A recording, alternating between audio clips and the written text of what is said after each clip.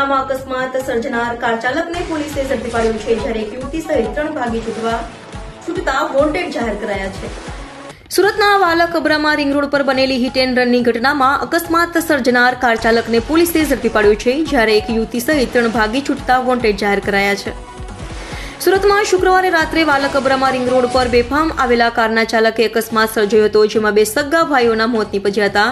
આ ગંભીર અકસ્માતમાં ઈજાગ્રસ્તોને હોસ્પિટલે ખસેડાયા હતા। તો બનાવને લઈ કારમાં સવાર એક યુવતી સહિત 4 ભાગી છૂટ્યા હોય, જેઓ વિરુદ્ધ પોલીસે સાપરાધ મનુષ્યવધનો ગુનો નોંધ્યો હતો અને કાર ચલાવનાર એક આરોપીને ઝડપી પાડ્યો છે, જ્યારે યુવતી સહિત 3 ભાગી છૂટતા તેઓને ઝડપી પાડવાના ચક્રો ગતિમાન કર્યા છે।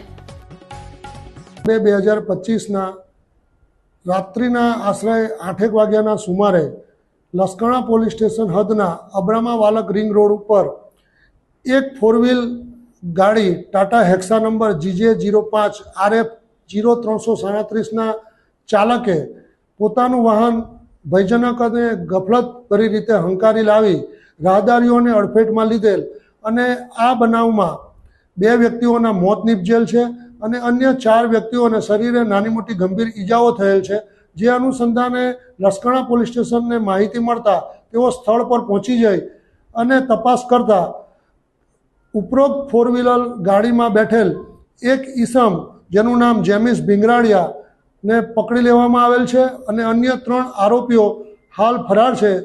આ 3 આરોપીઓ પૈકી એક મહિલા આરોપી પણ છે એવી તપાસ અંદર હકીકત ખુલી છે અને ઉપરોક્ત ગુનાના કામે જે ઈસમો વાહનમાં બેઠા હતા અને જે વાહન ચાલક હતો એને કોઈક નશો કરેલ છે કે કેમ તે દિશામાં પણ સરથાણા પોલીસ સ્ટેશનના પોલીસ ઇન્સ્પેક્ટર શ્રી કુલદીપ ચાવડા નાઓ તપાસ તજવીજ કરી રહેલ છે।